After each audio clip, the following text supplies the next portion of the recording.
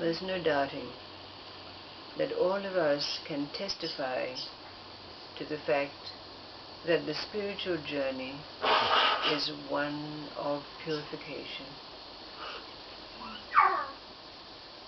tearing off, peeling off that which lies between the moment when we're awakened and the moment of enlightenment, when all is one. We've had to let go of our karmic accretions, adhered to the very cells of our body.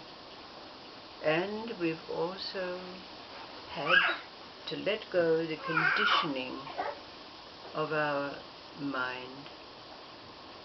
But that which lies between enlightenment, that living of oneness and knowing of oneness, and realization, or more accurately, annihilation, it's one of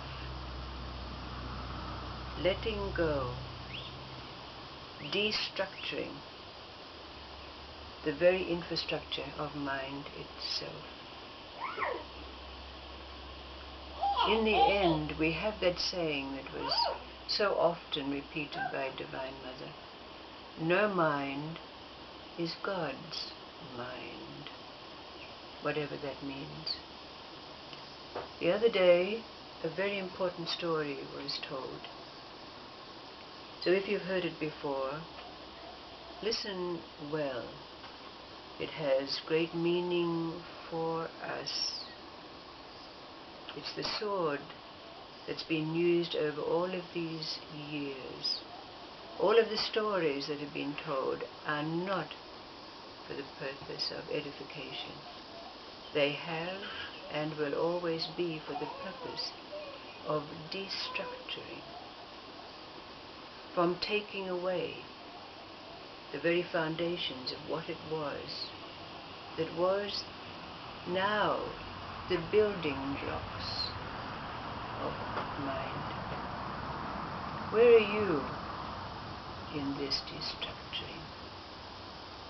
The story was about a young man who was born in a China of long ago. He was born into a very wealthy family, and when his family died, he was left with a huge legacy. But he was quite dissolute, a ne'er-do-well, in fact. So all of the money and wealth that was bequeathed to him by his family, he wasted. He spent it on women and drinking and entertaining his friends, until he was finally left walking the streets with hardly a rag to cover himself and no food in his belly. His name was Chuang Lu. Now one day Chuang Lu was walking down the street, muttering to himself about how his family didn't care about him, how they thought he was a wastrel and they wouldn't help him in any way at all, when he bumped into an old man, a wizened old man, walking on his staff. The old man patted him and said, "What is it troubling you, my son?" And Chuang Lu gave him the whole litany of how his family didn't care for him, how they didn't help him, and he was left in this state. And the old man said to him, "Well, how much money do you think you need to survive?" And Chuang Lu thought to himself, he said, "Well, about 50,000 taels." He said, "That's not enough. More." So Chuang Lu said, 100,000? "No," said the old man. Chuang Lu said, "Well, 500,000? "Now, 1,000,000, said the old man. So he took out a string of coins from his sleeve and he gave them to Chuang Lu and he said, "Meet me at the Persian bazaar tomorrow at noon." And in the meantime, of course, Chuang Lu went off and had himself a good meal and bought himself a warm cloak because it was winter time. When he met the old man in the bazaar, the old man gave him 1,000,000 taels, strings of coins. Chuang Lu went off and immediately returned to the kind of life that he'd led before, wasting his money on women and wine and entertaining his friends and what have you. So after a year, of course, all the money had gone again, and he was again walking the streets destitute.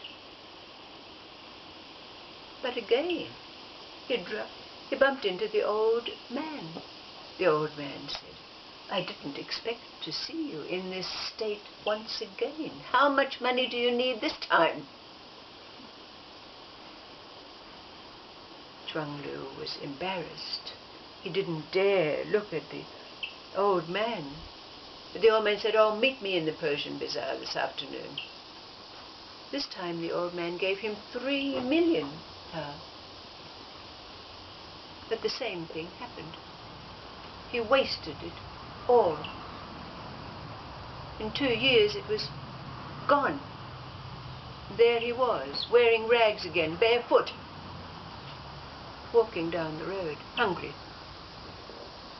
No friends, all having left him when he had no more money to spend on them. So again, he bumped into the old, wizened man. But this time he could hardly bear to even confront him. He was so ashamed of himself. The old man said, "Meet me in the bazaar." This time he gave Chuang Lu 5 million taels. But this time Chuang Lu made an oath. He said, "Never again will I do those things that I've done before. I resolve that I'm going to spend this money well, on alms, helping people, using it for good." And he said to the old man, an oath. He said, "I promise that I will do only good with this money, and then I will serve you in whatever way you ask me to." Said the old man, "This is what I've been waiting for." So the old man said to Chuang Lu, "Meet me at the jade garden of the Lao Tzu temple up the mountain of